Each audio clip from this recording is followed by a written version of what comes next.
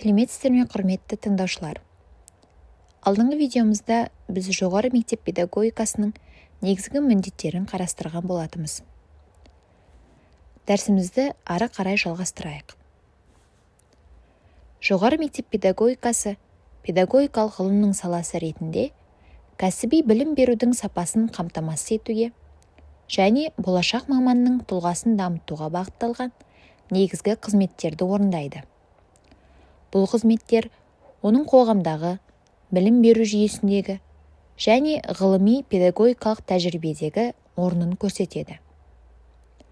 Яғни, жоғары мектеп педагогикасының 6 түрлі функциялары бар.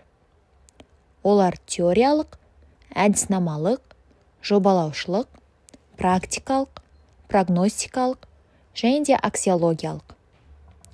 Теориялық функция ол білім беру үдерісінің заңдылықтарын зерттейді. Әдіснамалық функция кәсіби оқытудың әдіснамасын қалыптастырады. Жобалаушылық функция инновациялық технологиялар мен бағдарламаларды әзірлейді. Практикалық функция ғылыми нәтижелерді оқу үдерісіне енгізеді. Прогностикалық функция кәсіби білім берудің дамуын болжайды. Ал аксиологиялық функция болашақ маманның құндылықтарын қалыптастырады.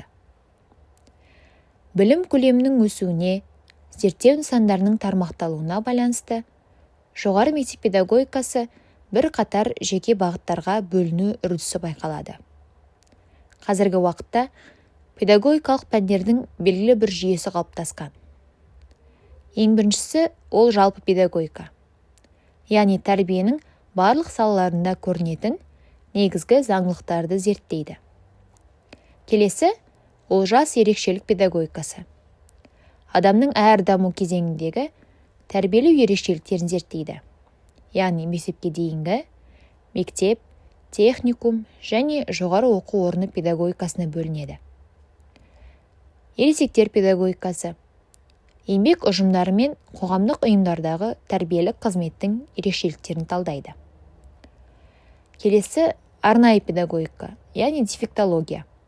Есту, сөйлеу, ойлау қабілетінде кемістігі бар, сондай-ақ ақыл-ойы дамуы тежелген балаларды оқыту және тәрбиелеу ерекшеліктерін зерттейді. Оған мыналар кіреді. Олар сурдопедагогика, естімейтін және саңырау балалардың тәрбиесін зерттейді. Келесі тифлопедагогика, соқыр және нашар көретін балаларды тәрбиелеуді зерттейді. Олигофренопедагогика, ақыл-ойы кем дамыған балаларды тәрбиелеу және еңбекке дайындау ерекшеліктерін ашады. Және де соңғысы логопедия, сөйлеу қабілетінде ақауы бар балаларды тәрбиелеу мәселелерін зерттейді. Түрлі пәндерді оқыту әдістемелері әр оқу пәнінің мазмұнын, нысандарын, әдістері мен құралдарын қамтиды. Және де педагогика тарихы. Педагогикалық идеялардың әр тарихи кезеңдегі дамуын, өткеннің көрнекті педагогтарының мұрасын ашады.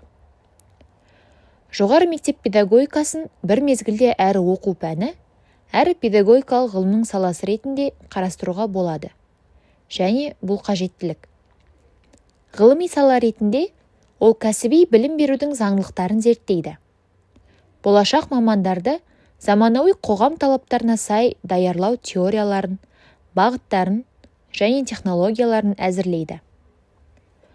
Оқу пәні ретінде жоғары мектеп педагогикасы оқытушылар мен магистранттарда жоғары оқу орнында білім беру үдерісін тиімді ұйымдастыруға қажет кәсіби педагогикалық құзыреттіліктерді қалыптастырады. Теория мен практиканың өзара байланысы оның негізгі ерекшелігі.